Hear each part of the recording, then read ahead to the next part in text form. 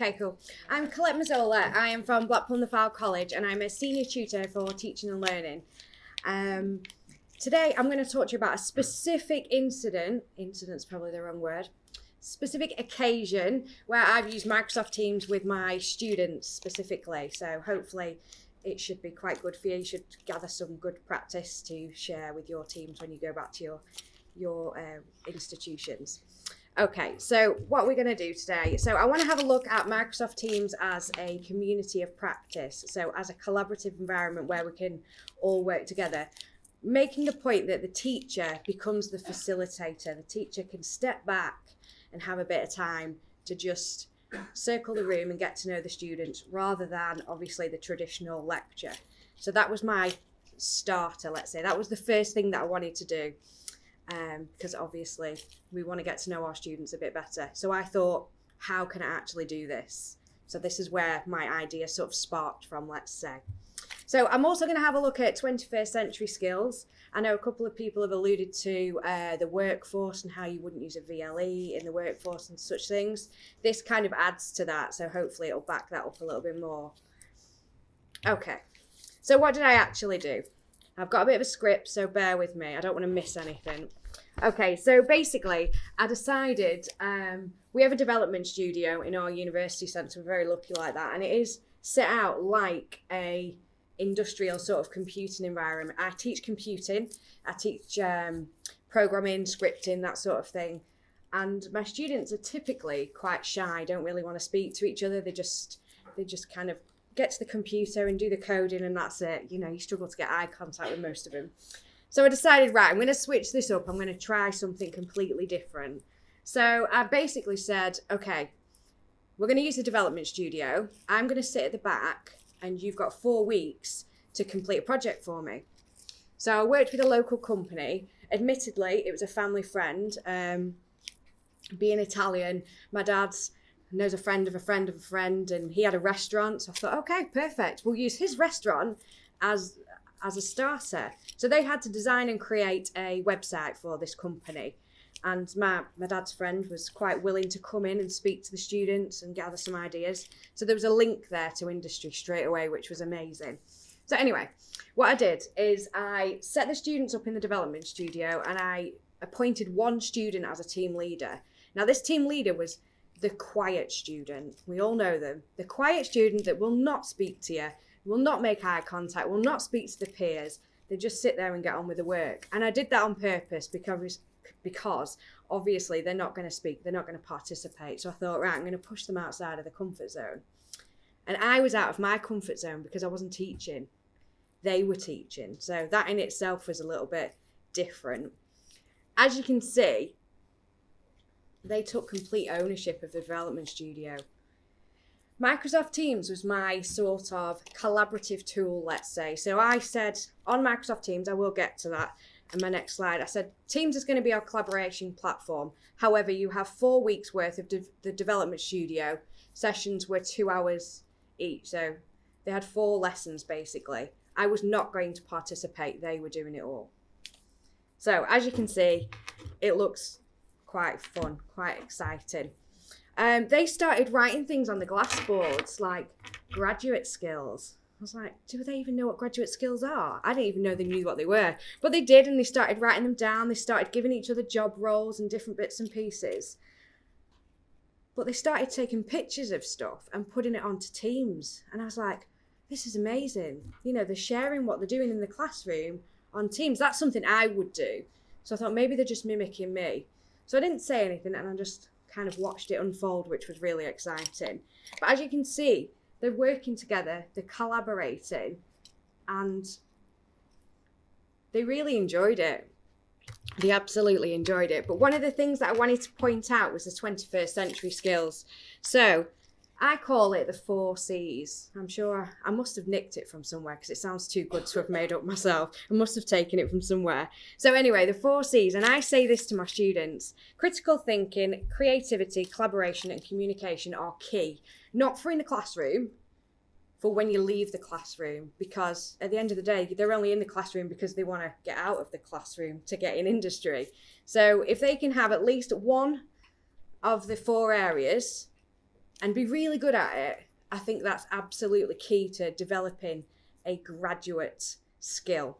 You call it transferable skills, soft skills, whatever you want to call it. I quite like graduate skills. I think it sounds quite nice. So basically, critical thinking looks at the problem solving aspect. So in terms of the project that I did, problem solving was designing the website, developing it, figuring out who was going to be the team leader for the graphics side of it, who was going to be the main programmer, who was going to communicate with the employer. You know, they had to problem solve that themselves. I didn't help them. I was a bit mean like that. I probably should have helped them, but I didn't. I wanted to see what they could do. Creativity, so turning ideas into reality. So obviously all the designs they were doing, the development they were doing, even just being creative in the way they were thinking. So looking for different inspirations on the internet or having a conversation, you know, that was all showing creativity, which was amazing.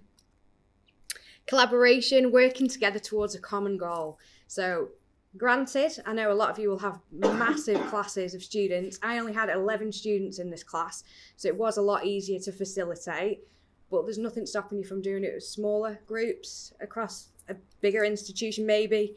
There's definitely something in there. But collaboration was done using Microsoft Teams. They spoke on Microsoft Teams, they shared documents. I will show that in a minute.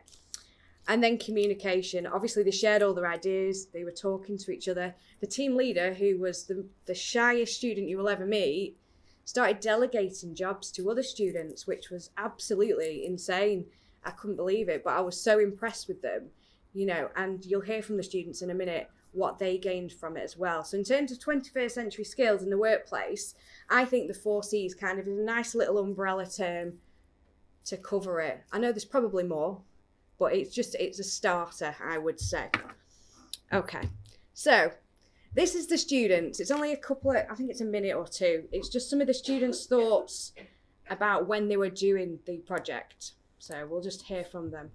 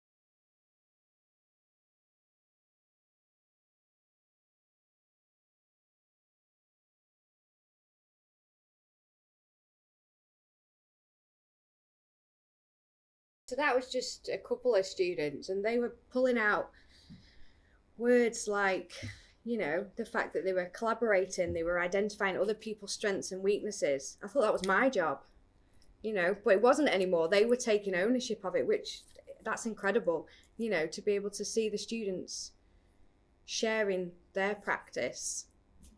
Amazing. Anyway, so Microsoft Teams, let's see that one. So, sorry, before we do Microsoft Teams, I don't want to run out of time, I want to get it all in.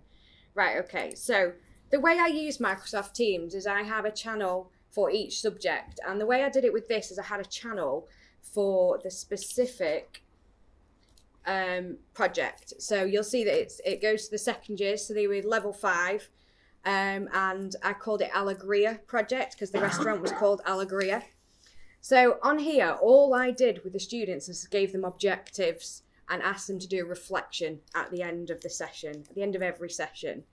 So all I've done here is I've just taken a screen clip of some of the things that went on in the team, and you can see that they're sharing inspirational images that they found, they're reflecting, you know, they're even liking each other's posts, which I thought was awesome. You know, the fact that they're being helpful to each other. The reflections, now typically when you ask a student to do a reflection, it's a one-liner, but not in this instance. They were writing paragraphs about the skills they were using, how they enjoyed it. It was absolutely crazy how much they wrote about what they were doing. They enjoyed this project, and this image in particular, they'd taken obviously the first image and got rid of all the scaffolding, brightened it up, and this student was so shy, but he was so happy to share it, and everyone was talking about it on Teams and saying, oh, this is great, well done. So they were sharing the practice that they were doing in the class. This is my starting post. So this is what I did. I gave them a set of instructions. So this is what you need to do. So kind of like your assignment brief, if you will. And then I basically put them into the team and nominated a team leader there. And that was it. And then gave it all to them. So you can see from that, they were continuously sharing. But whilst they were sharing on Teams, they'd set up something else which I didn't know about. They set up a Trello board. Now, granted, I've seen Trello, but I've never used it before. But they set this up, and you can see that they were sharing. They split it up into different tasks, designs, fonts, restaurant, food images, and they were collaborating. But everything that they were collaborating on there, they were posting in Teams, which is insane. I didn't expect them to go that far and go the next step, but they did. And you can see that each student, they were posting and they were liking things. And it was, for me, it was inspirational to see them doing this, because I didn't have any part in this. I just sat at the back and watched. So obviously, student ownership and co-creation, which I've heard so many times today, this I feel is at the heart of it. Absolutely. A theory that I came across when I was actually looking for something to link was flexible pedagogy, which is by Ryan and Tilbury, who they wrote this for the HEA. I think that date's wrong. That's when I referenced it. I think the date was 2013 off the top of my head, but don't quote me.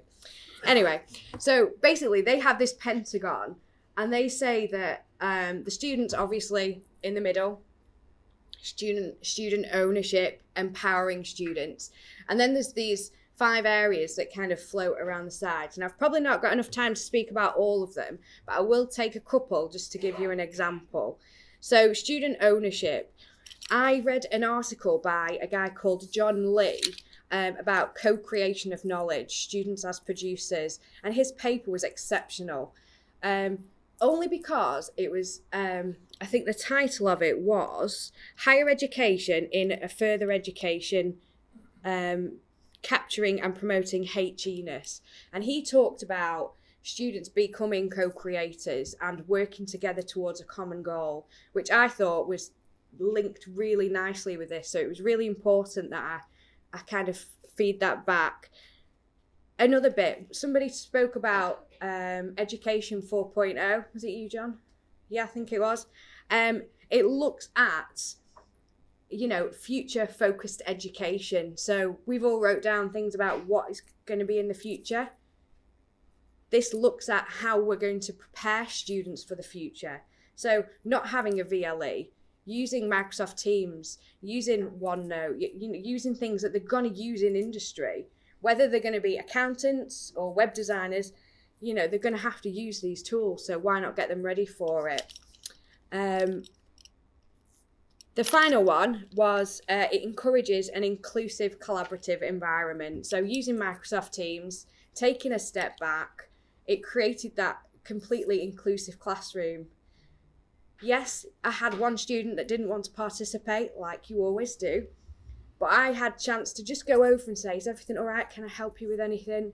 And she just, this particular student said, oh, I'm not very comfortable in doing the graphics. Can I do the website of it? So I said, oh yeah, speak to your team leader. And then she went and did that bit. So I was able to facilitate better learning as far as I'm concerned, because that student had the ability. I could see that student needed just a little bit of a one-to-one. So I had that opportunity to speak to them while the rest of the class were collaborating. So in itself, I think a lot of it speaks for itself in a way. I mean, from the pictures and from the videos, you can see it did work. I'm not saying it's going to work in every institution, in every class, in every environment, but I think if you do set the parameters up right and you are confident enough to give it a go and step outside of your comfort zone, because I think that's the scariest thing. giving the control to the class. You know, I think if you can kind of cross that barrier, I think amazing things can happen. I really do, and I genuinely believe that. So on that note, thank you very much. If anybody's got any questions, I am around. If you want to add me on Twitter, I'm always tweeting about super nerdy stuff, so you're more than welcome to add me. Okay, thank you very much.